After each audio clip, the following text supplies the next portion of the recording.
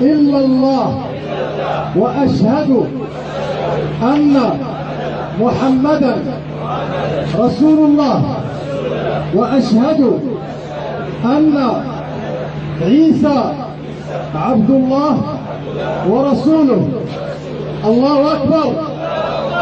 So, tatagalugin natin para maliwanagan ninyo, no? Tatagalugin natin isa pa.